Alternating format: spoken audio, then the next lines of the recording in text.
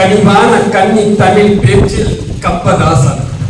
இவர் வழங்கும் மருத்துவத்தில் கைராசிக்காரன், பழகுவதில் குணசீலன், என்றும் அரிமா சங்கத்தின் பத்மபூஷன், சேவைக்கே தன்னை அர்ப்பணித்த கண்ணதாசன், சிந்தித்து செயலாற்றும் சிறந்த செயல் மருத்துவராக வலம் வரும் சிறப்பு விருந்தினர், லயன் டிஸ்ட்ரிக்ட் 324C முன்னாள் மாவட்ட ஆளுநர் டாக்டர் BN அழகேசன் அவர்களை சிறப்புரையாற்ற அன்போடு அழைக்கிறோம்.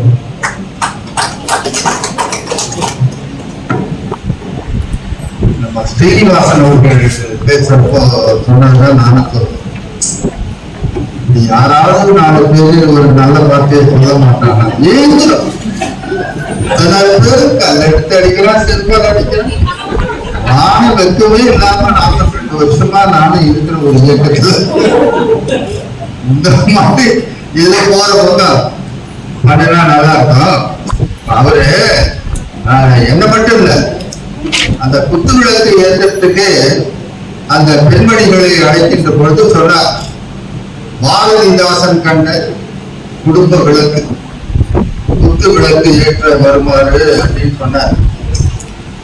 பாரதிதாசன் கண்ட குடும்ப விளக்கு கணவன் மனைவி இருவருக்கிடையே இருக்க வேண்டிய ஒரு நட்பு ஆழமாக காட்டுகின்ற ஒரு கவிதை தொகுப்பு. கண்டிப்பா நீங்க எல்லாம் படிக்கணும். திருமணமான பெண்கள் ஆண்கள் ஒரு சின்ன புத்தகம் குடும்ப விளக்கு. அதுல ஒரு சில மட்டும் நான் சொல்றேன், ஃபுல்லா சொல்ல முடியாது. அந்த சின்ன வயசு கல்யாணம் ஆயிடுச்சு, ரொம்ப அந்த ஆரம்ப காலத்துல ரொம்ப சந்தோஷமா தானே இருக்கும். டெய்லி மல்லிகை வாங்கிட்டு போவான், டெய்லி அல்வா வாங்கிட்டு போவான் பொண்டாட்டிக்கு. அதுதான் நான் இப்பதான் சமீபத்துல படிச்சேன், ஏன்னா அல்வா வாங்கிட்டு போறான் பொண்டாட்டிக்கு அப்படின்னு கேட்டுக்கு அதுக்கு ஒரு விளக்கம் ஒருத்தன் கொடுத்துருந்தான். என்னன்னா அவங்க அப்பதான் கூட்டு குடும்பம் தானே, ஒரு ரூம்ல பொண்டாட்டிக்கு முறுக்கு வாங்கிட்டு போயிருந்தான் புதுசா கல்யாணம் ஆனவன். அவன் பொண்டாட்டியா இவனு சேர்ந்து கட்டக்கு முட்டக்குன்னு ஒரே சத்தம். பெரிய மாமியாரி படுத்திருக்கிறான். 25 வருஷமா பெத்து வளர்த்தேன், இந்த நாய்க்கு ஒரு நன்றி இல்லை, ஒரு கொஞ்சோடு முறுக்கு எனக்கு கொடுத்துருக்காங்க அப்படின்னு வரலாறு பெரிய சண்டை. அப்புறம் தான் புத்தகாரன் அவன் மாங்காரன் நினைச்சானா, இந்த முறுக்கு தின்னாதான சத்தம் வருது, அல்வா வாங்கிட்டு போனா கொஞ்சம் கொஞ்சமா அதனால அப்படி அப்படியே இருந்து வயசாயிடுச்சு. அந்த அம்மாவுக்கும் வயசாயிடுச்சு, அந்த தாத்தாவுக்கும் வயசாயிடுச்சு. அப்போ அந்த தாத்தா தன்னுடைய இன்னைக்கு இருக்கிறான் பொன்னாடி கொஞ்சம் உடம்பு ஒரு மாதிரி ஆயிடுச்சு, இல்ல கொஞ்சம் அழகு கம்மி ஆயிடுச்சு, ஒரு மூட்டு வழி அது வழி நடக்க முடியலன்னா உடனே ஓடி போய் இன்னொரு விளையாட முடிக்கிறான் இன்னைக்கு. ஆனா பாரதிதாசன் குடும்ப விளக்குல அந்த தாத்தா சொல்றாரு, தன் மனைவியை பத்தி சொல்றாரு, புதுமணம் அல்ல காய்ந்த முக்கட்டே அவர் உடம்பு சதிராக படையால் அல்ல தன்னாடி விடும் மூதாட்டி மதியல்ல முகம் அமர்ந்து வள நிலம் குடிகள் கண்ணிகள் எதிர இன்பம் தரும் இருக்கின்றார் என்பதற்கு அப்படின்னு அந்த முகம், அந்த சந்திரன் மாதிரி இருந்த முகம் எல்லாம் வறண்ட பாலைவனம் போல வெடிப்பா இருக்குது. கண்கள் எல்லாம் கொடி வெடிச்சிருச்சு, எல்லாம் போயிடுச்சு, இளமை போயிடுச்சு. ஆனா எனக்கு என்ன ஒரு சந்தோஷம், அவ இன்னும் உயிரோடு இருக்கிறா, அதுதான் எனக்கு சந்தோஷம் அப்படின்னு சொல்றாங்க.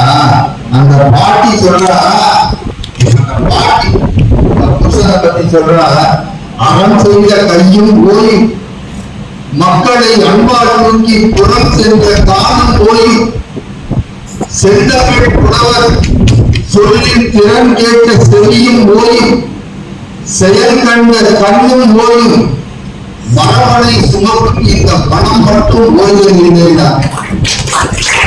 எல்லாம் ஓய்வு போச்சுடா. என் மனசுல இருக்காமல் அந்த மரபன், அந்த வீரன், என் கடமை, அந்த எண்ணத்துக்கு மட்டும் ஓய்வே கிடையாது. முடியாதுன்னு சொன்னார். அப்படி கணவனும் மனைவியும் வாழ வேண்டிய வாழ்க்கையை ஒரு காவியமாக வடித்து காட்டி இருக்கின்ற பாரதிதாசனை இங்கு மேற்கோள் காட்டி ரொம்ப அபாரமா பேசினார். அதுக்கப்புறம் பேசிக்கிட்டே இருந்தார். இடையில செவ்வரி அவர்களை பற்றி பேசுகின்ற பொழுது இடையில ஒரு வரி சொன்னார், கவி காலமேகம் என்று சொன்னார். நீங்க கவனிச்சீங்களா? இல்லை சொன்னா அவர் வருத்தப்படுவாருன்னு தெரியுங்களா? நீங்க எங்க சார் பார்த்துருக்க போறீங்க? இதெல்லாம் என்ன மாதிரி ஆளுங்க, என்ன மாதிரி ஆளுங்க எவன் முடிக்க விட்டாங்க, அவங்க அறுத்து விட்டாங்க. சொன்னாரு கவி காலமேகம். காலமேகம் என்பவன் ஒரு ஆசு கவி. எந்த நேரத்துல எந்த பொருளை கொடுத்து பாடி என்றாலும் உடனே பாடக்கூடிய ஆற்றல் பெற்றவன் தான் ஆசு கவி. அது மட்டுமல்ல நண்பர்களே, இந்த உலகத்துல இன்னைக்கு கிறிஸ்டின்ல இருந்து இந்துவ கல்யாணம் பண்றான், முஸ்லீம்ல இருந்து கிறிஸ்டின கல்யாணம் பண்றான். இப்படி மதம் மாறி கல்யாணம் பண்ணுவது என்பது இன்னைக்கு ஒரு ஏற்றுக்கொள்ளப்பட்ட ஒரு சம்பிரதாயமாக இருக்கிறது. அது ஒரு தவறு.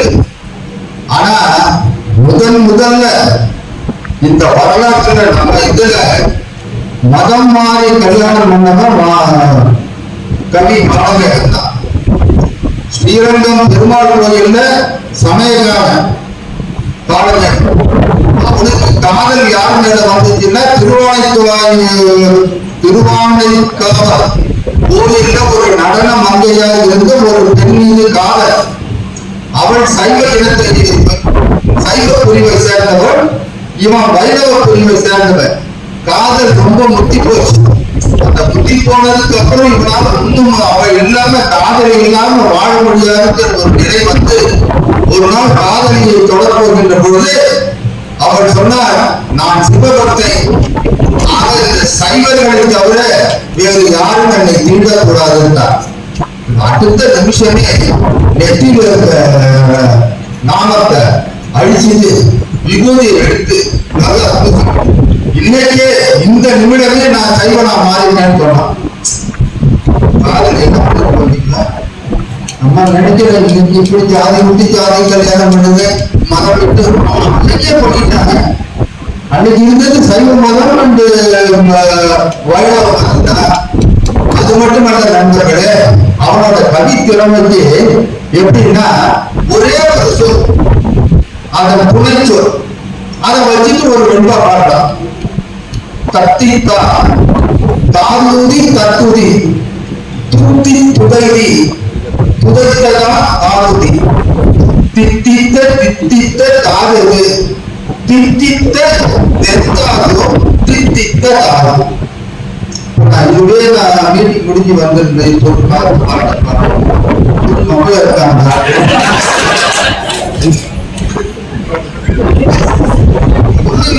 எனக்கு நேரம் சொல்ல மாட்டீங்க. அந்த பக்கமே முடியாம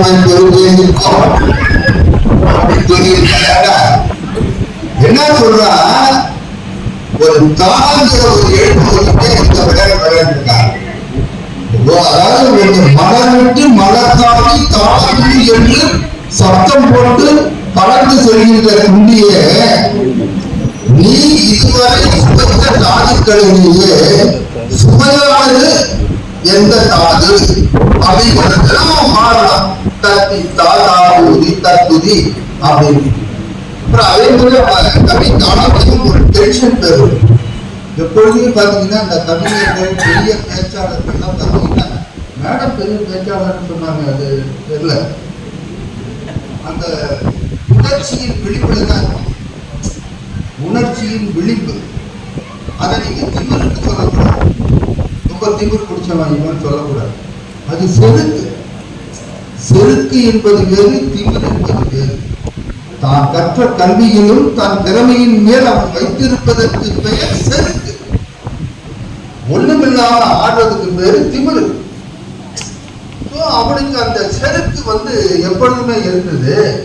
ஒரு நாள் ஒரு கல்யாண வீட்டுல போய் சாப்பிட போயிருக்கான். இந்த பந்தியில இவன் உட்கார்ந்து இருக்கான், எய்தாப்புல பந்தியில ஒருத்தன் உட்கார்ந்து இருக்கான், சாப்பிட்டு இருக்கான். அந்த காலத்துல எல்லாம் குடுமி வச்சிருக்கிற காலம் தானே. முன்னாடி கட்டி இருந்தான் குடுமி ஒருத்தன், அவன் சாம்பார் ஊத்திட்டு இருக்கான். சாம்பார் ஊற்றி குழம்பி இருக்கிறப்பல அந்த முன்னாடி இருந்த அந்த இது முடி அவிழ்ந்து சாம்பார்ல விழுந்துச்சு. சாப்பிட்டுட்டு இருக்க சாம்பார்ல எழுத்தாப்புல அவன் உட்காந்துட்டு இருக்கான். காலங்க அந்த பையன் கையில எடுத்து இப்படி பண்ணிருக்கலாம். என்ன பண்ண அப்படி அது எதுக்கு கையை யூஸ் பண்ண அப்படி துணிஞ்சவன் அப்படி தூக்கி விட்டான் பாரு. நம்ம வீட்டுல பொம்பளைங்கெல்லாம் குடிச்சிட்டு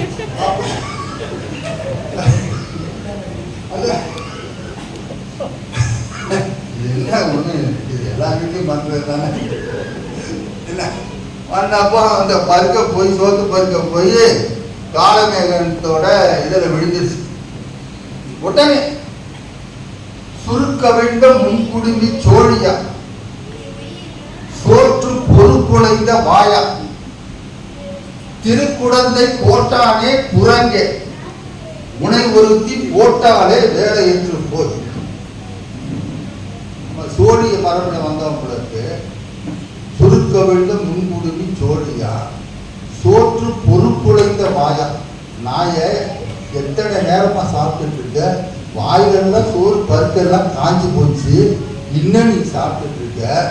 திருக்குடந்தை கோட்டானே, கும்பகோணத்திலிருந்து வந்த கோட்டானே, குரங்க, நாயே, 10 அவனுக்கு கடைசியா சொன்னான், உனை ஒருத்தி போட்டாலே வேலை என்று போய்.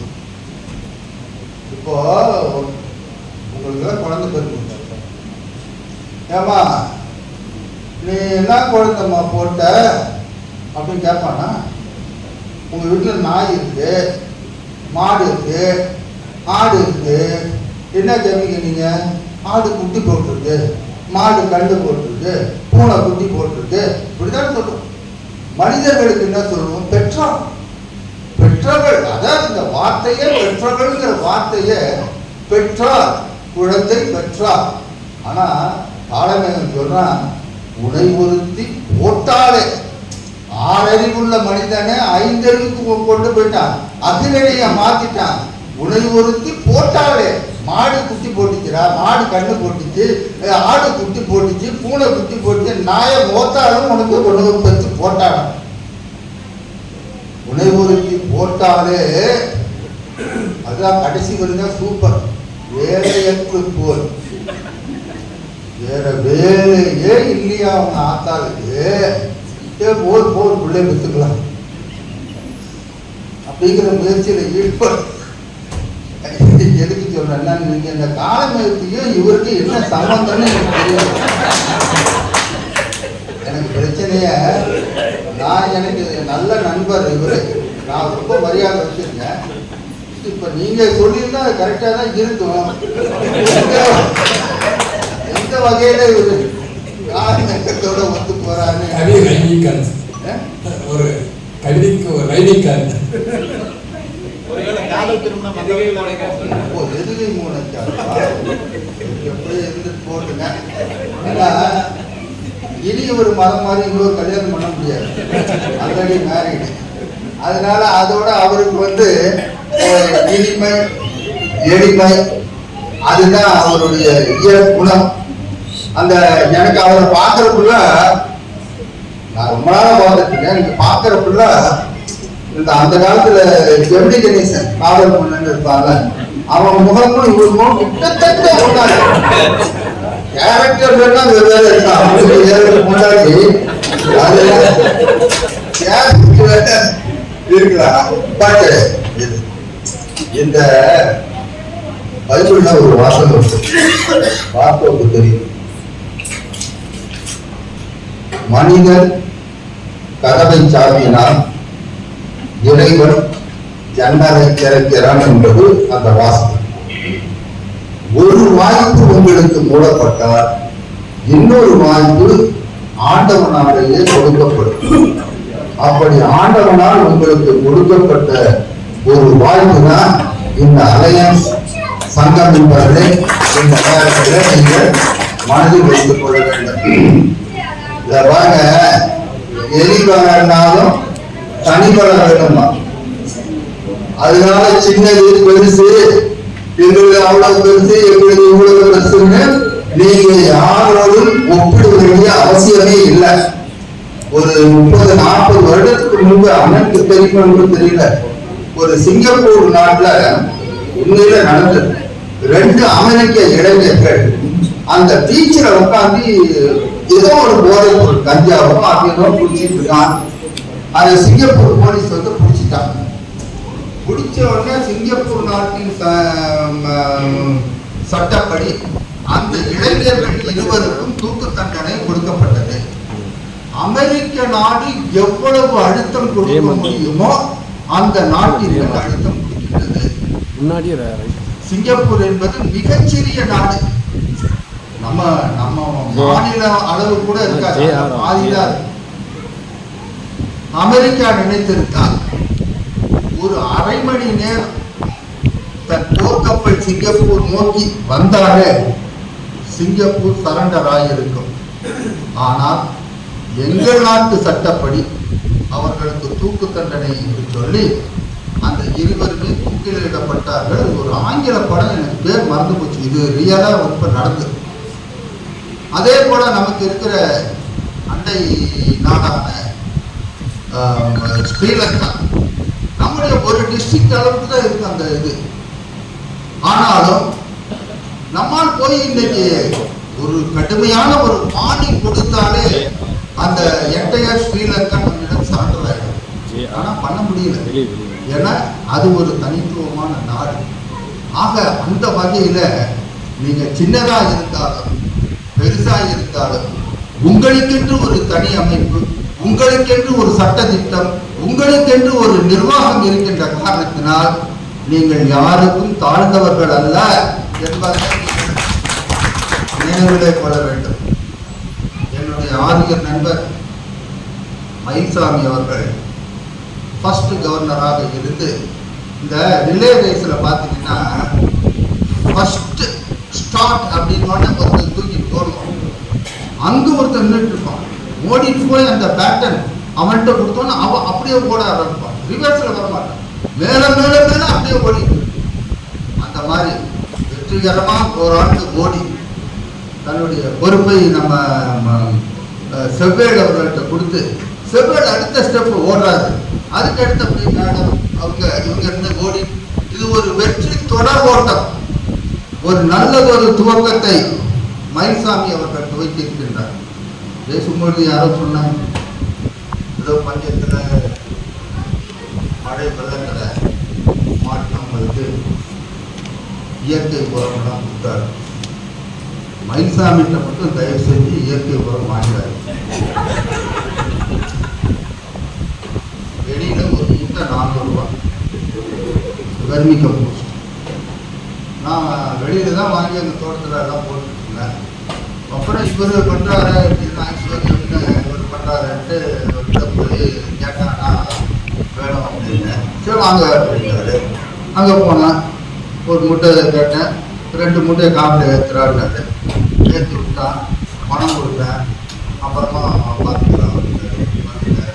அப்புறம் கொஞ்ச நாள் கழிச்சு 5 மூட்டை வேண்டி இருக்குது. 5 மூட்டை வேணும்னா அப்படின்னு கேட்டால் வாங்க இருந்தாரு. மறுபடியும் ஏற்றினாரு, போனேன், 5 மூட்டை ஏற்றினாரு. பணம் அப்படின்னு சொல்லி போனேன். எத்தனை நாள் ஓசிலியை வாங்குவது, அதில் விளையிற காய்கறியை தின்னா என் உடம்புல அதோட நிறுத்தி இனி நமக்கு இந்த பிசினஸ் ஆகாது. ஏதோ ஒரு பாதினாக்கி 400 ரூபா விற்கிறான், வெளியில 200 ரூபா கேட்டுதான் நான் மனசார கொடுத்துட்டு நான் வாங்கிட்டு வந்தேன். எல்லாம் ஃப்ரீன்னா nothing is free in America. நீங்க நல்லா கேட்டு, nothing is free in America. அவங்களோட கொள்கையே அதான். நீங்க ஏர்போர்ட்ல போய் ட்ராலி எடுத்தீங்கன்னு வச்சுக்கோங்க, கடைசியா நான் போனப்போ $5 அந்த ஸ்லாட்ல போட்டாதான் அந்த இதே வந்து ரிலீஸ் ஆகும்.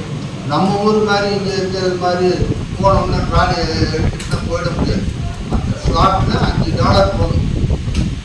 அது மாதிரி ஒரு சின்ன விஷயம் கூட எதுவுமே ஃப்ரீ கிடையாது. ஜப்பான்ல ஒரு இன்டர்நேஷனல் கான்ஃபரன்ஸ் போயிருந்தோம். இவ்வளோ பெரிய நாடுங்கிறான், அதுங்கிறான், இதுங்கிறான், எல்லாம் ரிஜிஸ்டர் பண்ணி தான் போயிருக்கோம். ஒரு குடிக்கிறதுக்கு தண்ணி வைக்கிறீங்க. தண்ணி அந்த ஊர்ல அவங்க காஸ்ட்லியா சக்கரை பரு ஒரு இந்த மாதிரி ஒரு வச்சா வந்து குடிக்க எல்லாம் பறக்குறான் அங்க இங்க. ஒரு 200 ml வாட்டர் வந்து அப்போ 250 எண்ணம் இன்னும் தெரியும்.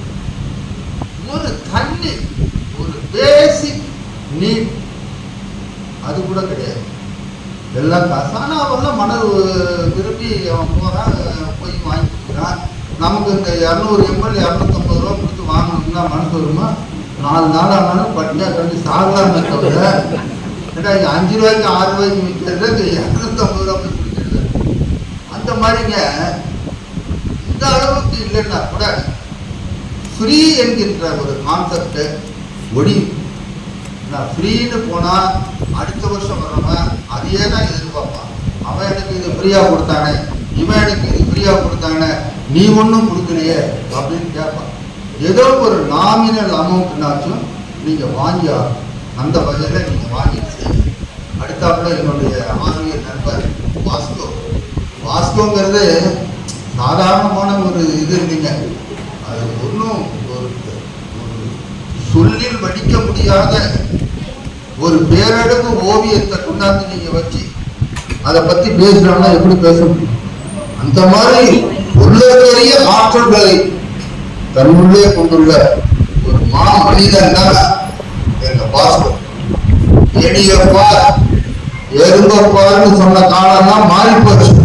பாஸ்கோப்பார் அவன் முன்னாடி போ அப்படின்னு சொல்றதுதான் இன்னைக்கு காலமா போச்சு. அந்த அளவுக்கு அற்புதமாக செயல்படக்கூடிய ஒரு நண்பர். அடுத்தது மேடம் வெற்றி செல்வி. இப்ப ஏதோ இந்த இதை பத்தி பேசுறாங்கல்ல, கோட்டா சிஸ்டம் பற்றி 3 வருஷம் 4 வருஷத்துக்கு மேடம் நீங்க தப்பா நினைக்கிறேன்னு சொல்லுங்க. நான் அங்க உட்கார்ந்துருந்தேன், அங்கேருந்து பார்க்கறப்போ புரட்சி செல்வி ஜெயலலிதா பேசுறது மாதிரி ஒன்னும் மிகைப்படுத்தலே இல்லை. எனக்கு அவங்க யாரும் கூட பார்க்கல, இன்னைக்கு தான் பாக்குறேன். அங்க உட்கார்ந்து பார்க்க சைட்ல பார்த்தேன், அசல் ஜெயலலிதா அப்படியே பேசுறாங்க. அதனால நான் என்ன சொல்றேன், மேடம் நீங்க வந்து அதற்குண்டான தகுதியுடைய பெண்களை நீங்கள் தயார் செய்யணும். இப்ப கவுன்சிலரா ஒரு பொம்பளை இருக்காங்கன்னா அவ புருஷக்காரன் அங்க கவுன்சிலர் வேலை பார்த்துருக்கான். இவன் சமையல் அந்த வேலை இருக்கக்கூடாது. நம்மளை போன்ற சேவை இயக்கத்துல ஒரு பெண் முன்னிட்டு செய்யணும். அதான பாரதி சொன்னா, ஆணும் பெண்ணும் நிகரண்டு கொள்வதா அறிவில் நோக்கி மையம் தடைக்கணும். தமிழ்நாடு இல்ல, இந்தியா இல்ல, உலகமே ஜெயிக்கணும் செழிக்கணும்னா ஆணும் பெண்ணும் நிகரణ கொள்வதா. பாரதிதாசன் சொன்னார், பெண்ணடிமை தீர்வு மட்டும் பேசும் திருநாட்டில் மண்ணடிமை தீர்ந்து வருவது முயற்கொண்டு என்று சொன்னார். பெண்ணடிமை விடுதலை செய்தார். பெண்ணை போட்டு அடிக்கிறது, பெண்ணை போட்டு சித்திரவதை பண்றது, அவங்க அப்பா வீட்டுக்கு துரத்து விடுவது, இன்னும் அயோக்கியத்தனெல்லாம் பண்ணிட்டு நாட்டுக்கு விடுதலை வேண்டும் விடுதலை வேணும்னா எப்பொழுதா கிடைக்கும் விடுதலை சொன்னானே கேட்டானே.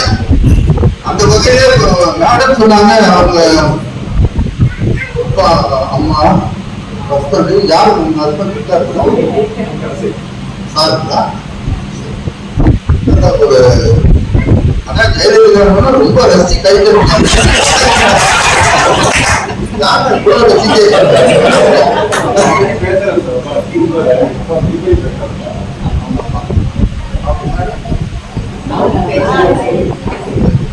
நமக்கு எதுக்கு அரசு நமக்கு. அதனாலதான் ஒரு திமுக குடும்பத்துக்கு நான் அதிமுக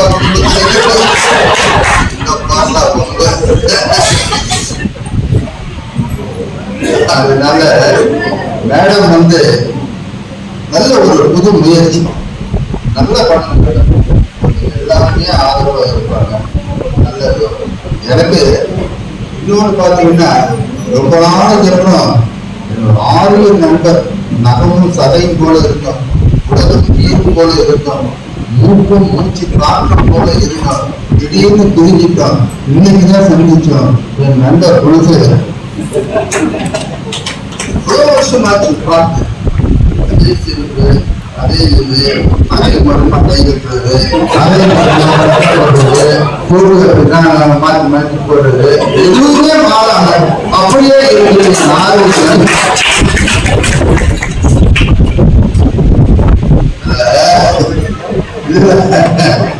இதுல பாருங்க,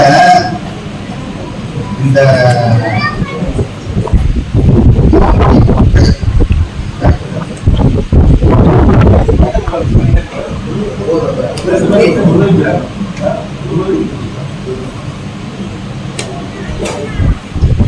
நம்பிக்கை என்கின்ற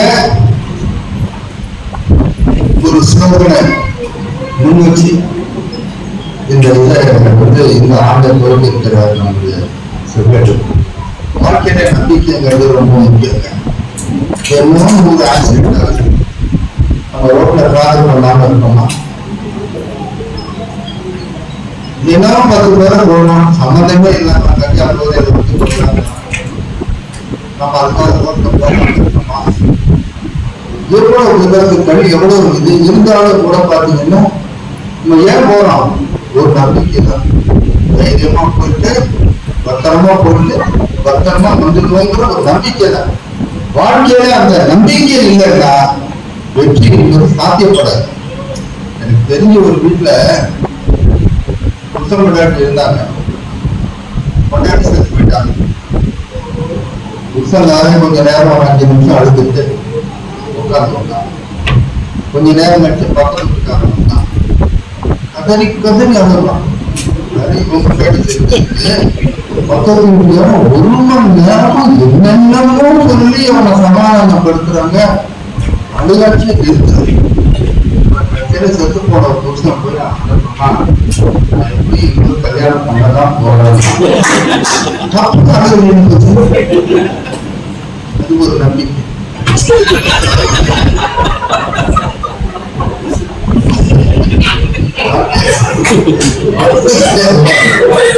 வாழ்க்கையில ஒரு நம்பிக்கை இருக்கணும். இத பாத்தீங்கன்னா ஒரு இயக்கமும் ஒரு அமைப்பும் வளருதுன்னா, உங்களை கேட்டா என்ன சொல்லுவீங்க? உழைப்புங்க, இல்ல கடின உழைப்புங்க, விடாமுயற்சிங்க, சோதனைகளை தாண்டி சாதனைங்க. ஒண்ணு கண்டிப்பா யாகம் செய்பவருக்கு, யாகம் செய்ய யாராவது தயாராக இருந்தால் அந்த இயக்கமும் அமைப்பும் வெற்றி பெறும்.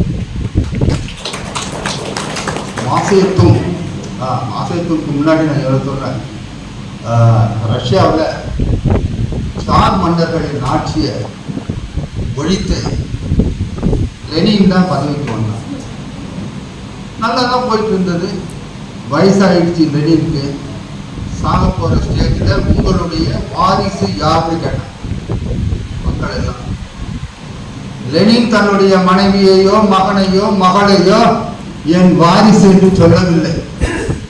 ஜோசப் என்கின்ற ஒரு மனிதன் இருக்கின்றான், அவனை போய் அழைத்து வாருங்கள் என்று சொன்னான். அந்த ஜோசப் ஒரு ஃபேக்டரியில ஒரு கூலி தொழிலாளி வேலை செஞ்சிட்டு இருந்தான். அந்த வேலை செஞ்சிட்டு இருந்த அவனை கூட்டிட்டு வந்து பக்கத்துல நிறுத்தோன்னு, ஜோசப், இன்று முதல் உன் பெயர் ஜோசப் ஸ்டாலின். ஸ்டாலின் என்கின்ற சொல்லுக்கு பொருள் தெரியுமில்ல உங்களுக்கு? இரும்பு மனிதன் என்று பெயர். நீ வேணா கூகுள்ல பாருங்க. ஸ்டாலின் என்கின்ற சொல்லுக்கு பெயர் இரும்பு மனிதன். அந்த ஜோசப் ஸ்டாலின் அன்னைக்கு வந்து இப்ப பதவியில் ஏறினான். ஜெர்மனிய நாட்டுக்கும் ரஷ்ய நாட்டுக்கும் பயங்கரமான சண்டை. ஜோசப் ஸ்டாலினோட 2 மகன்களும் இராணுவத்தில் இருக்காங்க. ஒரு பையன் மாட்டிக்கிட்டான் எதிரிக்கிட்ட. அவனுக்கு தெரிஞ்சு போச்சு இது இந்த நாட்டு அதிபரோட மகன். அவனை பிடிச்சி வச்சுட்டு ஜெர்மனிக்காரன் கேட்கிறான், எங்க நாட்டு கைதிகள் எத்தனையோ கர்னல், எத்தனையோ மேஜர், அவன் இவன் எல்லாம் இருக்கான், உன் மகனை விடுதலை செய்ய வேண்டும் என்றால் அவர்களை எல்லாம் விடுதலை செய்கிறான். அதுக்கு ஜோசப் ஸ்டாலின் சொன்னா, என் மகன் ஒரு சோல்ஜர். ஒரு சோல்ஜருக்கு இன்னொரு சோல்ஜர் தான் சமம். நீ ஒரு சோல்ஜரை விடுதலை செஞ்ச நான் ஒரு சோல்ஜர் விடுதலை செய்யணும். ஜெர்மனிக்காரன் ஒத்துக்கல. 162 முறை அவன் மகனுடைய உடம்பை சல்லடை கண்களாக துளைத்து அவன் நாட்டு எல்லையில தூக்கி வீசி போயிட்டான். ஜோசப் ஸ்டாலின் கலங்கவில்லை. அதற்கு பிறகு அவனுடைய 2வது மகனும் ஒரு போர்க்களத்திலே நோய்வாய்ப்பட்டு அன்னைக்கு ரஷ்யாவில் போதுமான வசதிகள் இல்லாத காரணத்தில் வந்து அமெரிக்காவுக்கு போகலாம், அங்கு போய் வைத்தியம் பார்க்கலாம் என்று சொன்ன பொழுது என் நாட்டிற்காக போராடிய ஏராளமான லட்சக்கணக்கான மக்கள், போர் வீரர்கள் இங்கே துடித்துக் கொண்டிருக்கின்ற பொழுது என் ஒரு மகனுக்காக ஸ்பெஷல் ட்ரீட்மெண்ட்டுக்கு அங்க போகணுமா? எல்லாரும் போவது என்றால் போகலாம், இல்லை என்றால் வேண்டாம், இங்கேயே பார்க்கலான்னு அவனும் செத்து போயிட்டான். எதற்கு சொல்லுகின்றேன் என்றால், இவ்வளவு பெரிய ஒரு வல்லரசு நாடாக உருவாக காரணம் என்னன்னா, இது மாதிரி தியாகம் செஞ்சவங்க எத்தனை பேர் இருக்கிறான். அதே மாதிரி சீனாவுக்கு மாசேத்துங் என்கின்ற புரட்சியாளர் 1,00,000 பேர், 1 2 இல்லை, 1,00,000 பேர் தெற்கில் இருந்து வடக்கு நோக்கி சென்றான். இந்த red army March 30,000 kilometre, terrific terrain, மலை, மிகுந்த குளிர் பிரதேசம், இவற்றையெல்லாம் தாண்டி போகணும். 30,000 கிலோமீட்டர் நடக்கணும். போகிற வழியில 4 பேர் செத்து போயிட்டா. அங்க போகிற வழியில மாசேத்திங்கிற்கு ஒரு குழந்தை பிறகு, அவன் மனைவியும் கூட வர. அந்த பெண் குழந்தையை கூட்டிட்டு போக முடியல. அங்க இருந்த ஒரு விவசாயியிடம் கொடுத்து, என் குழந்தைய நீ பார்த்துக்க, நான் அந்த இது முடிஞ்சு வந்து வாங்கிக்கிறேன்னு சொல்லிட்டு போறான். போகின்ற பொழுது ஒரு சிறிய நகரத்துல அந்த லட்சக்கணக்கான படைவீரர்கள் தங்குகிறார். இங்க விசாரிச்சு பார்க்கிறான், அங்க என்ன தொழில் எப்படி. அதோட அந்த நகரத்துல 20,000 பெண்கள் இருக்கின்றார். 20,000 பெண்களும் பாலியல் தொழில் தான் அவங்களுக்கு ஒரே தொழில், வேற ஒண்ணுமே தெரியாது. வறுமை வயிற்று தருவனும் தான் பாலியல் தொழில். 20,000 பேர் எப்படா இதை முடிவுக்கு கொண்டு வர்றதுன்னு மாசத்துக்கு யோசிச்சார். தன் படையில் உள்ள 20,000 பேரை கூப்பிட்டான். அந்த 20,000 பேரையும் கல்யாணம் பண்ண ஆளுக்கு ஒருத்தே இருக்கான். அன்னைக்கு விபச்சாரம் அந்த ஊர்ல ஒழுங்கி சாதனை. அதற்கு பிறகு மாசத்துக்கு அந்த நாட்டின் அதிபராக வந்த பிறகு தான் கொடுத்து விட்டு வந்த குழந்தையை, பெண் குழந்தையை தேடி செல்கின்றான். கடைசி வரை கண்டுபிடிக்கவே முடியவில்லை அவர்கள் எங்கே இருக்கின்றார்கள் என்று. இப்படியெல்லாம் வரலாற்றை பார்த்தீங்கன்னா பயங்கரமா இருக்கும். காந்தியடிகள் பாரிஸ்டர், லண்டன்ல போய் படிச்சாரு, பட்டம் வாங்கினாரு, இந்தியாவுக்கு வந்தாரு. கடைசி 40 ஆண்டு காலம் இந்த இந்திய போராட்டத்துக்காக எல்லாம் பண்ணாரு. எல்லாத்தையும் விட ஒரு பெரிய விஷயம், சரியாக தன்னுடைய 40வது வயதுல பிரம்மச்சரிய விரதத்தை மேற்கொண்டார். 40 வயசு. ஆம்பளெல்லாம் அப்பதான் டை அடிக்க ஆரம்பித்தோம், வீசில் முறுக்குவான். 40வது வயசுல பிரம்மச்சரிய விரதத்தை மேற்கொண்டார்.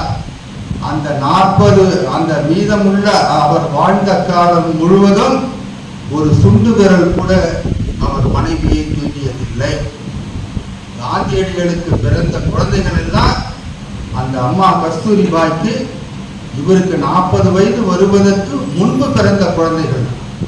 அதுக்கு பிறகு அவங்களுக்குள்ள ஆணும் பெண்ணும் சமம் என்கின்ற வகையில தான் பண்ணாங்க. அதே மாதிரி பார்த்தீங்கன்னா ராமகிருஷ்ண பரமஹம்சர் காளி கோயில் பூசாரியோட அசிஸ்டன்ட். சின்னஞ்சிறு வயசுல அவருக்கு அந்த பால விவாகம் பண்ணி வச்சுட்டாங்க. அவனுக்கு என்னன்னு தெரியும், ஒரு 7-8 வயசு பையனுக்கு கல்யாணம்னு அவனுக்கு என்ன தெரியும். அதாவது பண்ண தாலி கட்ட சொன்னா கட்டிட்டு காளி கோயிலுக்கு ஓடி வந்துட்டார். வந்து அங்கே பூஜை எல்லாம் பண்ணியிருக்காரு. ஒரு 10-12 வயசு 12 ஆண்டுகள் கழித்து ஒரு பேர் அழகு பெண் ஒருத்தி வந்து நிற்கிறார். இளம் வயது பெண் இந்த கோயிலில் வந்து நிற்கிறார். யாருமான்னு கேட்கிறார், நீங்க தானே எனக்கு தாலி கட்டி விட்டுட்டு ஓடி வந்துட்டீங்க அப்படின்னு. அப்ப ராமகிருஷ்ண பரமஹம்சர் சொன்னாராம், நான் காளி கோவிலில் நான் காளிக்கு டெய்லி நான் பூஜை செய்திருக்கேன். அதனால பெண்கள், எந்த பெண்களும் நான் காளையின் மறு உருவமாக தான் பார்க்கிறேன்.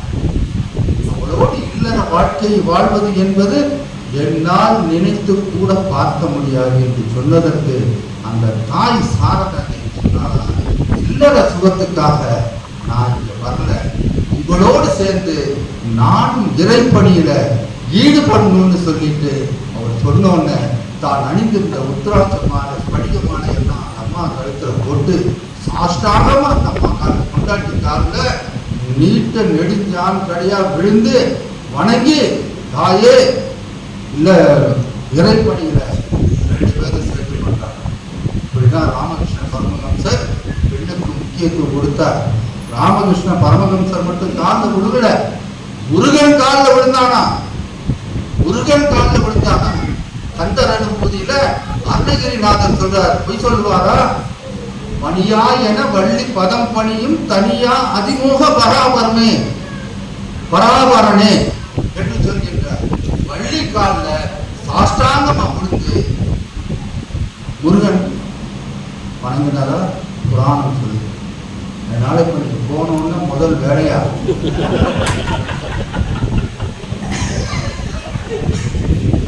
எதுவும் பண்ண வேண்டாம். பெண் என்பவள் நமக்கு இணையானவர், அறிவிலும் ஆற்றலிலும் நமக்கு இணையானவர் அல்லது நம்மை விட சற்று மேலானவர். சம்பளம் இல்லாத வேலைக்காரி என்ற நினைப்பை மாற்றி அவளும் நானும் ஒன்று என்கின்ற ஒரு உன்னத நிலையை உருவாக்குவதற்கு இந்த அலையன்ஸ் கிளப், நீங்க ஒன்றும் கண்ணாடி வாங்கி கொடுக்கணும், ஸ்டிக் வாங்கி கொடுக்கணுங்கிறதோட சமூக பொறுப்பும் உங்களுக்கு ஆணும் பெண்ணும் சமம் என்கின்ற நிலையை உருவாக்கி, மேடம் சொன்னது மாதிரி நிறைய பெண்களை இந்த இதில் ஆனால் சர்வாதிகாரியா மாறிடாதீங்க. அங்க அதனால நிறைய பெண்கள் வாங்க, நீங்க எல்லாம் வாங்க, முன்னேற்றி செல்லுங்க. இந்த சமுதாய பணியில நீங்க எல்லாம் பார்க்கணும், மக்கள் எல்லாம் எவ்வளவு கஷ்டப்படுறாங்க என்னன்னு பார்க்கணும். இந்த மிகச்சிறந்த இந்த ஆண்டு மட்டுமல்ல, எதிர்வரும் ஆண்டுகள் அனைத்திலும் செவ்வேல் அவர்களுடைய பெயர் என்றும் நிலைத்து இருக்கும்படியான செயல்களை செய்து நீண்ட புகழ் பெற்று வாழ்வாக வாழ்த்துக்களை தெரிவித்து விடைபெறுகின்றேன். சிலத்தில் ஆழ்ந்து இடம் பிடிக்கிறார். வணக்கம் சார். சிறப்பு டாக்டர் அவர்களுக்கு சிறப்பு செய்கிறார் மாவட்ட ஆளுநர்.